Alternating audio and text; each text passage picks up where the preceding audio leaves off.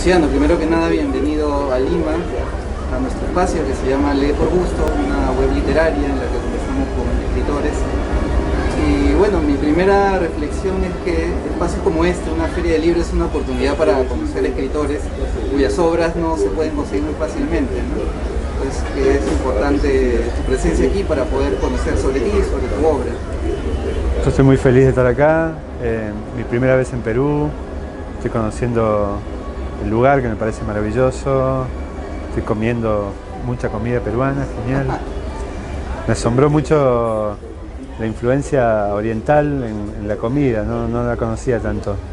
En los pescados, en el limón, el uso del limón, y me encantó, me parece buenísimo. Y me hicieron probar pisco sour, pareció impresionante. Pues, lo gastronómico ahí ha encajado muy bien, ¿no? Ha encajado muy bien, sí, es como perfecta, ¿no? Utilizan el pescado, los mariscos y demás y lo combinan con elementos propios de Perú que se da muy bien. Y bueno, ya para hablar de literatura, porque no es un espacio de gastronomía tenía una primera inquietud. Es si acaso el hecho de que tus obras no circulen mucho, comentabas, bueno, en primer lugar que es por la editorial en la que te publica, pero también si es que hay acaso una también actitud de ti de no figurar mucho, de mantener un perfil bajo, de hablar lo necesario.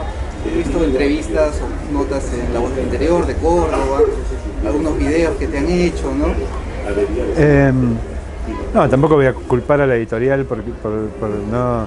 Es una editorial pequeña o mediana, de pocas personas que hacen todo a pulmón, que no ven ninguna clase de rédito y que trabajan por amor a la literatura, ¿no? Y que tiene, obviamente, como todas estas editoriales, una distribución acotada y un mercado que es pequeño. Y al mismo tiempo uno se siente cuidado por estas editoriales, siente que uno es importante para ellos, que cada libro uno puede tomar decisiones sobre la estética del libro, sobre la tapa, que por ahí en otras editoriales no se da esa posibilidad. Por mi lado, a mí me gusta mucho que se difunda mi obra y creo que uno es escritor cuando lo leen y que mientras más gente te lee mejor. No soy para nada de esa clase de escritores que prefieren ser ignorados a ser leídos, porque nada, es también una actitud muy fácil la de preferir ser el secreto a figurar y estar en la mesa de luz de los lectores. Y eso está amarrado un poco a que uno escribe para alguien, porque hay otros escritores que dicen en realidad escriben siempre para sí mismos. Y depende del momento, del momento de la escritura. Para mí hay siempre un primer momento que es para uno mismo, para satisfacerse y para un poco sacarse de encima esas ideas, esas imágenes que uno tiene. Y en el segundo momento sí, las primeras versiones son para uno mismo y las siguientes versiones, cuando uno corrige, cuando uno reescribe, lo hace para los demás, ¿no? Lo hace para que el hipotético lector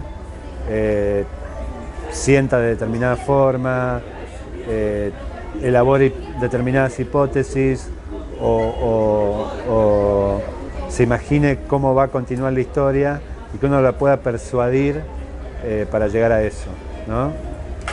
Es como, creo que Ray Bradbury decía que uno lo hace, la primera escritura es con las ventanas cerradas y en la segunda uno abre las ventanas, ¿no? Uno se comunica con el otro, aunque ese otro sea qué sé yo, un ente abstracto, ¿no? El lector no existe, es como... Por ahí uno escribe algunas cosas con un lector en la cabeza o con la tutela de algunos escritores que uno considera importantes, ¿no? Pero el lector como tal es como tirar unas flechas ciegas y ver a quién le da, ¿no? Después uno se topa con gratas sorpresas en el medio. ¿Cómo dirías que te hiciste escritor? Porque en tu biografía suelen resaltar que no creciste en un ambiente precisamente literario, tu padre carnicero, tu mamá de casa, que heredaste de una tía, ¿no? Y ahí empezó, pero ¿cómo, regresando a la pregunta, cómo dirías que te hiciste escritor? Bueno, mi caso es como la contrahipótesis de todas las teorías sociológicas. Mis padres sí, esos son carniceros, fueron toda la vida eso, comerciantes. En casa no había muchos libros y de alguna forma yo soy el ejemplo de que si uno está destinado a hacer algo o tiene la voluntad de hacer algo, lo puede hacer por más que esté en un medio adverso, ¿no? Tampoco es que mis padres se hayan opuesto a escribir, siempre les divirtió mucho que yo escribiera y un poco son la fuente de mis escritos, ¿no? Con sus historias, con su forma de ser y demás. La vida familiar, la infancia. García Márquez decía que la infancia es la patria del escritor, ¿no? Como que uno no sale de ahí, de ese imaginario, de ese mundo mítico, un poco oscuro y confuso de la infancia. Yo empecé de muy chico a escribir. Estaba en la primaria cuando ya estaba escribiendo poemas para chicas que me gustaban y cuentos, y desde siempre fui muy lector. Y tuve la suerte, como vos decís, de que una tía que trabajaba en una biblioteca hayan hecho una limpieza de libros que estaban fallados o con las páginas medias rotas, y ella lo haya puesto todo en una bolsa y me lo haya mandado a mi casa, y eso para mí fue un deslumbramiento, porque fue tener un montón de libros que me devoré prácticamente, y fue como el comienzo de la carrera como lector, digamos, más que como escritor. Pero bueno, todo escritor es primero un lector, alguien que ama la literatura, que puede vivir a través de la lectura, que siente a través de la lectura, que se siente identificado, que tiene héroes literarios, ¿no? Más que héroes reales, los héroes pasan por ahí. ¿Cómo fuiste perfilando o ya encontrando un estilo, una manera de escribir? En una entrevista te preguntaban ¿y cuál es tu estilo? Y tú lo definías como ciencia ficción indie. Bueno, sí, era una entrevista acotada de ese libro, ¿no? Pero, no sé, estilo es una palabra demasiado grande. Yo creo que estilo es cuando vos lees una frase de un escritor y ya sabés quién es ese escritor, digamos. Y no pasa con todos los escritores, hay que ser un escritor de la talla de, no sé, de Borges para tener un lenguaje reconocible. El estilo es por ahí eso, es adaptar el lenguaje a una persona, ¿no? Yo no creo que tenga estilo todavía, que creo que es un proceso como muy largo, como que lleva mucho tiempo y que implica como mucho trabajo, no es algo que se dé naturalmente, ¿no? Pero sí algunas deudas literarias, podemos decir de cierta forma, ¿no? Sí, debo un montón, soy un moroso total. Soy un moroso total de deudas literarias, sobre todo porque yo escribo mucho a partir de mis lecturas, de reescribir lo que leo, ¿no?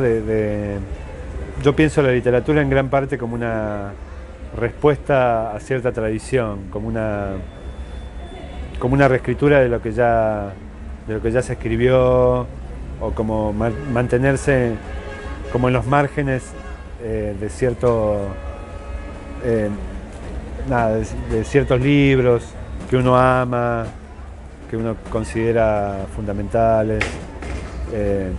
No creo para nada, a mí no me interesa para nada la originalidad ni la búsqueda de lo nuevo per se. ¿Qué autores ahí fueron importantes en esta formación como lector, como escritor? Van cambiando, qué sé yo. Van cambiando. Cuando era chico, bueno, leía a Bradbury, no sé, Ernesto Sábato, A Saer también mencionó. a Saer, a Cortázar, qué sé yo. Y después uno ya lee otras cosas, ¿no? Cuando entré en la facultad me tiraron con la historia literaria por la cabeza y leí un montón de cosas. En los 20 y pico me interesaban los escritores Bukowski y Henry Miller, escritores del reviente, por decirlo de alguna forma, que se metían en ese mundo que a mí me parecía tan perturbador y que ahora no me interesan para nada, prefiero a otros escritores. O sea, me gusta mucho, últimamente estoy leyendo mucho a Emmanuel Carrère, que es un escritor francés que escribe sobre todo no ficción, pero también tiene novelas impresionantes. Y nada, a partir de la maravilla del Kindle y de la tableta electrónica para leer, me bajo miles de cosas y leo miles de cosas que por ahí no podría haber accedido de otra forma. Por ejemplo, a partir de un libro de Stephen King, que se llama La danza de la muerte, que es un libro de ensayos sobre el terror. Empecé a leer a Richard Matheson, es un escritor californiano que escribió Soy Leyenda, El increíble hombre menguante, y cosas así que son geniales. Pero bueno, uno como escritor lee todo el tiempo para mantenerse en forma. Es una especie de gimnasio del lector, del escritor, y tus escritores favoritos van cambiando. Algunos los mantenés, ¿no? Y algunos sobreviven y otros los vas abandonando, pero queda la conexión emocional, digamos, ¿no? Y hay escritores que son para autores jóvenes, creo que mencionaba eso un escritor alguna vez, ¿no? Que Cortázar era un escritor para lectores jóvenes y luego ya uno lo va dejando, ¿no? Sí, pero sin embargo para mí sobreviven muchas cosas de Cortázar, yo ahora lo sigo leyendo. Me parece que los escritores para jóvenes son más los experimentales porque implican mucha energía para leerlos, ¿no? Yo cuando estaba en la facultad leí 2 veces el Ulises de Joyce, ¿me entendés? Que es una locura, sin entender muchas cosas, pero sabiendo que es un escritor que no es necesario entenderlo para disfrutarlo, ¿no? Y un libro así hoy no lo volvería a leer, ¿no? No me parece, no tengo ganas básicamente de leerlo. Prefiero leer algo como mucho más directo, mucho más amable conmigo que esas grandes cumbres de la literatura. Igual, ponele, Tolstoy es un escritor al que vuelvo siempre, ¿no? Ana Karenina o los cuentos de Tolstoy, Chekhov, ¿no? Son escritores, los rusos para mí son Turgenev, ¿no? Son escritores a los que vuelvo. Perdón. Sí. Si bien mencionabas, Luciano, que estás en busca de un estilo, hay algunas líneas en tu obra, ¿no? Y es también la presencia del elemento o de lo fantástico en los libros, ¿no? Estos animales que hablan con los hombres, estos animales que deciden cosas, deciden el futuro del personaje, ¿no? Hay una presencia fantástica. Y bueno, también si bien comentabas que tienes un cuento un poco que aborda la realidad, la época de la dictadura en Argentina, pero es lo fantástico en realidad, una presencia, una línea importante en tu obra, ¿no es cierto? Bueno, sí, últimamente estoy escribiendo más sobre eso. Igual no es que no se me ocurran cosas realistas, ¿no? Ahora acabo de terminar una novela que va a salir el año que viene, que se llama la maestra rural y que es entre fantástica y de ciencia ficción, ¿no? Como que trata de generar esos climas, pero lo es a partir de cierta cantidad de páginas, ¿no? Como que yo creo que es lo que decía Milhauser, que es un escritor norteamericano. Uno tiene, como escritor fantástico, uno tiene la necesidad de leer a los grandes realistas y viceversa, ¿no? Como que uno como escritor realista se tiene que nutrir de lo fantástico, de la ciencia ficción, y uno como escritor fantástico tiene que leer a los realistas, a los grandes Balzac, Dickens y demás, porque el fantástico implica una preparación, ¿no? Implica un cierto contexto para que lo que uno narre sea creíble, que eso, bueno, Cortázar lo sabía muy bien cuando ubica sus cuentos en pequeñas ciudades de Buenos Aires, lo sabe también Stephen King muy bien, porque por lo menos sus mejores obras son como análisis sociológicos o del espíritu americano en esos pequeños pueblitos, ¿no? Después como que cambió como escritor, pero las obras tempranas, qué sé yo, La hora del vampiro o Misery o Carrie, ¿no? Son libros sumamente realistas con un elemento fantástico, pero sumamente realistas y muy poderosos en su realismo, en su representación de estas pequeñas poblaciones americanas. ¿Cómo te ubicas dentro de la narrativa argentina? Porque indagando un poco en la prensa argentina habla que perteneces a una generación de una nueva narrativa cordobesa y mencionan ahí a Federico Falco, Carlos Godoy. ¿Cómo es esto tú? Bueno, sí, es una especie de cosa medio inventada. Somos 3 cordobeses que no vivimos en Córdoba, los 3 vivimos en Buenos Aires, así que somos ex cordobeses, pero pienso que los porteños se cansaron un poco de sí mismos y empezaron a leer a muchos escritores del interior, sobre todo de Córdoba, de Rosario, y se produjo, por alguna extraña razón, un gran número de escritores que son como muy interesantes. Estos que nombrás, también está Sergio Gaiteri, Pablo Natale, Fabio Martínez, toda una serie de escritores de muy buena calidad que presentan visiones originales, que trabajan sobre, cada uno con su estilo, sobre lo que sucede, sobre lo contemporáneo. Nada, estoy feliz de pertenecer a eso que se llama literatura cordobesa, sea o no un invento, porque la verdad que tiene una muy alta calidad. Y pienso que existe también por estas pequeñas editoriales como Nudista, bueno, hay un montón de editoriales cordobesas que, si bien tienen la distribución acotada y un público pequeño, supieron moverse para difundir nuestros libros y lograron llegar a los medios porteños y a lectores calificados que generaron como este clima, digamos. ¿Cómo es en tu caso el proceso de escritura? Me llamó la atención cuando contaste esta anécdota de que cuento que estabas escribiendo en una máquina de escribir, que lo llegaste a hacer 7 veces. Bueno, sí, todo el proceso de escritura, incluso de la gente que miente y dice que le sale fácil, no es fácil, digamos, ¿no? Todo el proceso de escritura implica como mucho esfuerzo, mucho trabajo y es mi caso, digamos, ¿no?